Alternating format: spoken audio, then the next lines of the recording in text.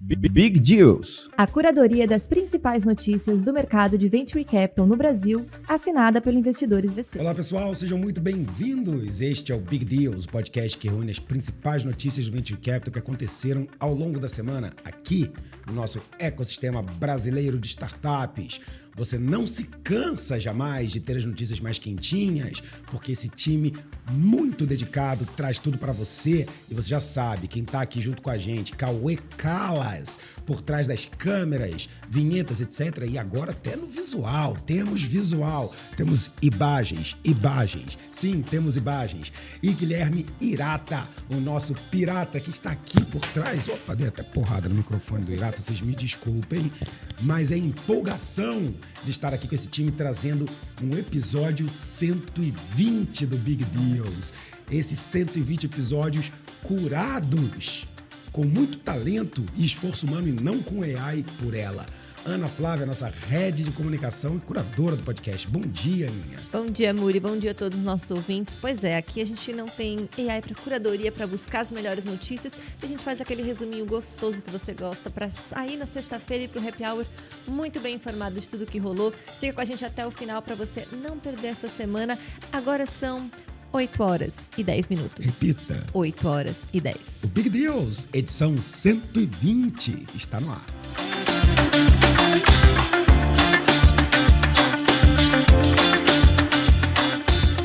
E a gente já começa essa semana falando de fintech, matéria do Startups, a jornalista Júlia Frazão.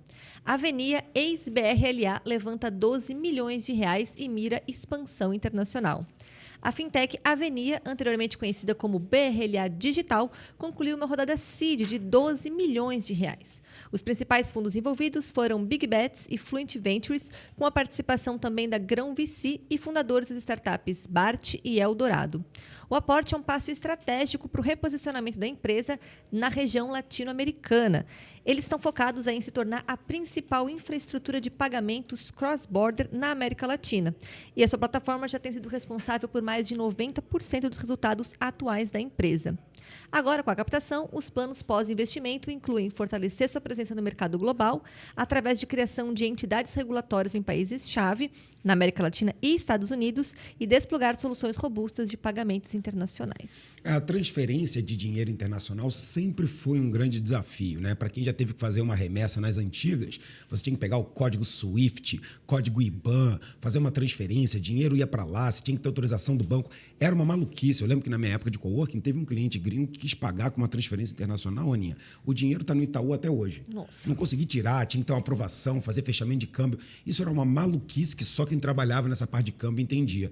Aí começaram a vir as startups digitais, TransferWise, todas aquelas TransUni, começaram a trazer essas soluções de você mandar um dinheiro para um parente que morava lá fora. Aí começaram as remessas online e essas startups a colocarem isso de um jeito com uma experiência melhor. E aí, Aninha, veio essa questão do token, que é quando você, com as criptomoedas, você consegue fazer um token que é criptomoeda, ou seja, você consegue transferir de uma hora para outra a qualquer momento pela wallet, mas esse token é um parâmetro do dinheiro real. Então, você tem o BRLA token, você tem a moeda brasileira, você tem o USDC, que é o token do dólar. O que eles fazem? Coloca um monte de dinheiro nos Estados Unidos, cria um token e tem um monte de dinheiro chegando no Brasil. Mando o dinheiro, eu convido por token, lá no país de origem, eu vendo o token e pego o dinheiro de volta. Isso tem sido uma transformação nesse setor de cross-border transfer. E a gente segue aqui com matérias aqui desse segmento. Lembrando que na semana passada a gente também trouxe algumas outras ali, a Creditus, adorei esse nome, não esqueço. Foi na semana passada, levantou 31 milhões. Não tem muito a ver com transborder, mas está no segmento de fintech que toda semana insiste em aparecer aqui no Big Deals. E nós continuamos com matéria de Health Tech do startups.com.br, matéria da jornalista Stephanie Tondo. Rede de academias carioca diferentona. É a nova aposta de Rony Meisler. Olha aí, quem tá aí, ó. A Rebel Ventures, fundada por nomes renomados do Grupo Reserva como Rony Meisler, está investindo na The Simple Gym. Esse investimento não teve seu valor divulgado, mas visa alavancar uma academia que se diferencia pelo foco no bem-estar e saúde mental através de uma experiência holística. Tá achando que é só ficar levantando peso? É a Carlinha lá falando, bora, repete mais uma, Aninha. Não, tem uma experiência holística. Eu já estou gostando dessa academia. Será que é só experiência holística ou eu tenho que fazer esforço?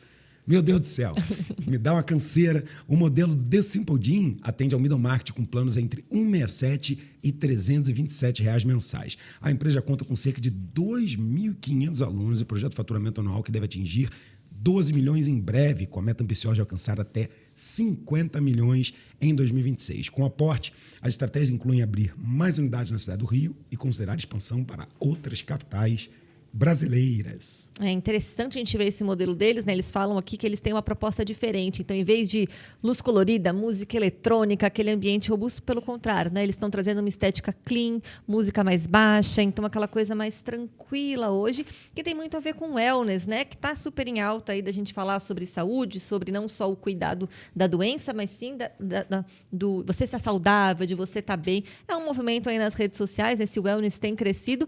E legal ver aí o Rony olhando para isso. E achei interessante também que na matéria conta que ele conheceu né, e depois se tornou investidor através das redes sociais. Olha só! Pelo Instagram ele começou a ver posts e se interessou por esse ambiente clean, por esse olhar da academia. E uma coisa que o Rony traz é que ele viu uma presença de marca muito forte ali na academia, viu que era um dos irmãos e foi aproximando. E quando a gente pensa em Reserva e Rony, faz todo sentido olhar, né, o grande posicionamento de marca, esse minimalismo, o detalhe, mas uma marca muito, e um branding muito bem construído, né? Aquela coisinha que você sabe que é reserva sem nem saber que é reserva, né? E aproveitando o gancho, porque o Rony está numa super pegada de wellness, né? Então, quem acompanha o Instagram dele viu nesses últimos meses, depois que ele fez a transição pós-Arezzo, ele se posicionando para esse lado do wellness, ele começando a mostrar um pouco sobre isso, falou muito de AI também, tá com uns conteúdos super bacanas, eu sou fã de carteirinha. E aí, a Rebels Ventures decidiu que o foco deles é isso, é wellness, é longevidade, é saúde das pessoas. Então, tá aqui o primeiro investimento que eu já sabia, tá? Ele já tinha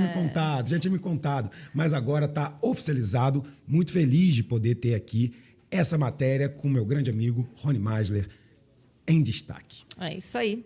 E a gente continua nas matérias dessa semana. Agora a gente continua aí falando um pouquinho também de Health Tech. Matéria do Neofeed, do jornalista Guilherme.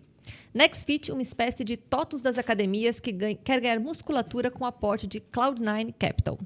A startup catarinense NextFit recebeu um aporte significativo, gente, 50 milhões de reais em uma rodada Series A liderada pela Cloud9 Capital, com participação de parceiros Ventures e Domo VC. Conhecida como a TOTUS dos Fitness, a empresa se destaca por ser uma plataforma de gestão empresarial para o universo fitness e atualmente apoia mais de 13 mil empresas. Eles têm um modelo de negócio baseado em SaaS, né, o software como serviço, e fornece soluções que incluem gestão, marketing e vendas. Agora, com os recursos captados, eles planejam expandir sua equipe de produto e desenvolvimento, ampliar funcionalidades para o aplicativo voltado aos alunos, que conta com mais de 1 milhão de usuários ativos. A gente sabe que esse mercado de fitness, mercado financeiro esportivo, esse mercado de wellness que a gente acabou de falar, é um mercado de bilhões, tá? Então, soluções como a NextFit trazem para esse cliente B2B mediano, que é o dono da academia, o dono do box de CrossFit, o dono da instalação de RPG, de Pilates, muitas vezes, segundo até a matéria diz aqui, controlando tudo no papel, controlando tudo naquele Excel. Essas soluções trazem um pouco mais de robustez no mercado, onde a gente sabe, segundo a McKinsey aqui, 70% das empresas offline B2B planejam adotar plataformas digitais até 2025. Agora, o que me surpreende aqui, conheço a Cloud9, sou um grande fã, é esse tamanho de cheque, né, Aninha? Não podia imaginar que um software para academia já estava com um tamanho desse. E aqui na matéria mostra que sim, temos um grande mercado a ser explorado, e é verdade. Quem sabe nessa matéria aqui a gente já não aproxima desse Simple Gym com o pessoal aqui da NextFit para fazer um fit de proposta de valor. E a gente segue de matérias aqui que agora falam sobre o nosso ecossistema de startups, uma matéria da startups.com.br do Leandro Miguel Souza. Brasil domina ranking de ecossistema de inovação na América Latina. O Brasil manteve sua posição como 27º no ranking global de ecossistemas de inovação, segundo o Global Startup Ecosystem Index 2025, mas registrou um crescimento marcante de 21,7% dos seus ecossistemas. O número de cidades brasileiras no top top 1000 mundial subiu para 28, destacando-se São Paulo, que mantém o primeiro lugar na América Latina. Realmente, São Paulo é uma potência. São Paulo continua liderando esse ecossistema, 8 vezes maior que o segundo colocado nacional. Meu famigerado Rio de Janeiro, excelente para inovação, para economia criativa, está aqui no segundo lugar. Agora, São Paulo, 8 vezes maior, realmente é uma potência. Outras cidades, como Campinas e Joinville, também mostraram notável crescimento percentual. No pós-investimento, a colaboração entre empresas e iniciativas locais é fundamental para fomentar parcerias estratégicas. A capital gaúcha, olha só, Porto Alegre, é agora uma das 10 melhores na América Latina devido a esforços inovadores como Caldeira e South Summit. Verdade, teve um esforço do Estado de ter esse protagonismo. Esse movimento reflete uma compreensão madura da inovação, além da competitividade global crescente nos modelos brasileiros. Agora, só tem Joinville aqui de Santa Catarina, né? Cadê Floripa? Mas Joinville está representando, né, Aninha? Exatamente. Para quem não sabe, esse reporte aqui ele é feito, né, pela... Opa, desculpa, pessoal, vou botar aqui. Pelo Global Startup Ecosystem. Exato, mas ele tem apoio de empresas como Sims, Crunchbase e SEMrush. Então, quem acompanha aí o Crunchbase sempre foi uma grande base de dados aí do mercado de startups. E mostra aí, né, que o Brasil, apesar dele ter se mantido em posição, o que já é positivo, né, a matéria também traz que a gente tem mais da metade das cidades brasileiras melhorando suas posições globais. O que traz muito, que a gente fala do quanto o ecossistema regional também tem crescido, né? A gente comentou aí de CVCs, novos fundos de investimento que têm surgido, justamente isso em Floripa, em BH, em outras cidades ali. A gente sabe que São Paulo acaba sendo o grande polo aqui, não tem jeito, mas ver esse crescimento também das outras cidades nos traz um dado positivo aí, porque o Brasil é muito grande, né? Muito Quando a gente vai comparando isso com outros países ali, só o Brasil já seriam inúmeros países, né, ali nessa competição, tem as suas particularidades. Então, legal ver aí o Brasil se destacando na América Latina. Eu ouvi alguém falar semana passada, que a América Latina é 2,2 vezes Brasil. Então, significaria que o Brasil é mais ou menos 50, 40 e poucos % de toda a América Latina, né? Muito peso, muita representatividade. É loucura. E a gente seguindo aqui nas notícias da semana, a gente vai falar sobre Foodtech, matéria do Brasil Journal, do jornalista André Skavansky. Laguapa recebe aporte para crescer com suas empanadas abre-piernas. Uepa! Que isso! Uau! A Laguapa, talvez você conheça, né? Paola Carosella, nossa argentina já finalizada brasileira, acabou de receber um investimento da Grand Capital Partners. O valor exato não foi divulgado, mas eles estão agora com esse aporte no modelo que a Laguapa desde o ano passado já virou, né? Um modelo aí de franquia e agora está crescendo o negócio. E para explicar aí essa abertura do Abre Piernas, aqui na matéria eles contam que é uma gíria, né? Um jeito comum ali, um termo muito usado, antigo, para uma empanada que é tão saborosa que você tem que abrir as pernas para você não se sujar, de tão quentinha, com molho. Ah, achei que era uma empanada afrodisíaca. Exato, para você não se sujar. Então, quanto mais abre pernas, melhor a empanada. E essa brincadeirinha aí com o novo modelo aí da Laguapa, que se baseia numa rede de empanadas, cuja operação atualmente abrange 5 estados brasileiros e vende cerca de 600 mil unidades por mês. Agora, com esse aporte, o plano é expandir a rede com foco em lojas próprias e franquias nas principais capitais. E apesar da recente entrada no mercado aí de franquias, o foco continuará sendo as operações internas da empresa. E vale lembrar que esse projeto capitaneado pela Paola, ele tem a fábrica própria, tá? E na fábrica deles, eles já têm capaz de suportar a expansão para o Brasil inteiro. Ou seja, foi feito um investimento para criar essas empanadas do jeito que só a Paola poderia fazer, mas foi feito um grande investimento. Então, agora vamos botar essas máquinas para rodar e usar essa indústria para criar esses ultra congelados, né, que eles fazem. E eu gosto de ressaltar aqui na matéria, porque a gente tem passado justamente por essa tendência, né, de como que eu consigo fazer algo que seja muito escalável, às vezes personalizado, entregue na casa do cliente, mas ao mesmo tempo ter autenticidade gastronômica, ter história, ter um motivo para se usar. E a Paola conseguiu trazer isso maravilhosamente bem, né? Criar uma coisa que não é tão comum para os brasileiros, mas trazer essa brincadeira ali de você comer uma empanada tão gostosa como se estivesse na Argentina. É um snack, é gostoso. Bem interessante esse modelo. Legal saber que agora está abrindo um modelo de franquias. Eu já achei que já era um modelo de franquias, mas não. Era tudo expansão da marca própria. Parabéns, Paola. Se quiser mandar umas empanadas aqui para o Big Deals, me gusta. Ok? Me gusta. E seguimos de matéria de Tech Varejo, matéria da PEGNI, da jornalista Débora Leite. Startup francesa de visão computacional recebe aporte de 243 milhões de reais. Você não viu errado, não. E estuda ampliar a operação no Brasil. A startup francesa Vision, Será que é isso, Nina? Olha que francês. Pegaram esse sotaque francês aí. Você viu que eu trouxe aqui, ó. Bate pronto. Especialista em inteligência artificial para detectar furtos no varejo, garantiu um aporte robusto de 38 milhões de libras. Libras? Não, euros, desculpa.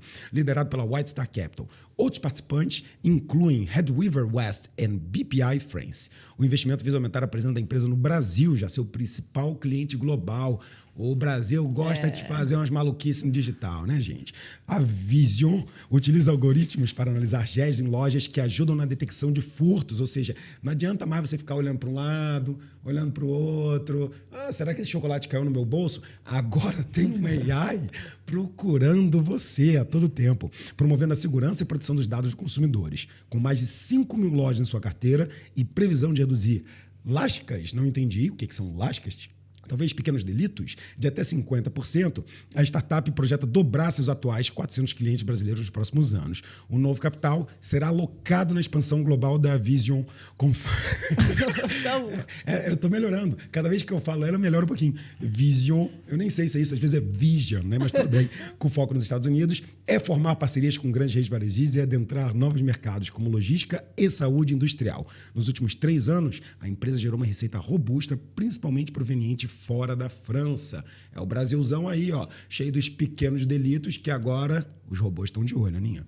E mais uma vez, acho que a gente tem falado, quem acompanha aqui fielmente Big News vai pegar um pouquinho dessa notícia que é, mais uma vez, uma grande startup recebendo aporte e o comentário dela é: estou foco em abrir o mercado no Brasil, ir para o Brasil. Você falou isso semana passada. Semana passada e nos últimos, 3, 4 episódios a gente trouxe aí startups dos Estados Unidos, startups da Europa. Agora aqui a gente tem a francesa, olha, foi fundada em Paris em 2018. Tem mais de 400 clientes ativos já aqui no Brasil. Eles pretendem triplicar aqui, reforçar o time comercial deles aqui para dobrar esse número no Brasil e abrir uma sede, um espaço próprio aqui nos próximos tempos. Então, parte do capital está sendo colocado para olhar para o mercado brasileiro. A gente sempre fala desse olhar, né, o quanto é diferente os outros mercados aqui para o Brasil, mas tem caminho, tem espaço e a gente está de olho aí, né? Não só para investimentos, mas para startups aplicando para cá. Pois é, se fosse hoje em dia, quando eu era criança, bem pequenininho e eu já era gordinho, minha mãe não me dava dinheiro para comprar picolé, eu lembro que eu fui numa padaria e eu roubei picolé. E aí, logo depois, a Que Bom começou a colocar aqueles cadeados no negócio de picolé e eu achei que foi por minha culpa. Off-tópico, mas é muito verdade. Se fosse hoje em dia, eu ia tomar um esporro da AI e um da minha mãe ia tomar uma paulada quando chegasse em casa. Exatamente. E para a gente fechar as notícias dessa semana, não falamos de inteligência artificial, não falamos de nada até agora. Tem, né, para a gente fechar as matérias com Época Negócios da jornalista Fabiana Rolfini. OpenAI mira em produção de hardware ao comprar startup de designer do iPhone por 36 bilhões de reais. A aquisição da startup AIO pela OpenAI representa uma movimentação estratégica significativa no setor de inteligência artificial. Avaliada em 6,5 bilhões de dólares, a operação é impulsionada pelo potencial colaborativo entre duas gigantes. A expertise tecnológica da OpenAI, somada à experiência inigualável do designer John Eve, traz para a mesa.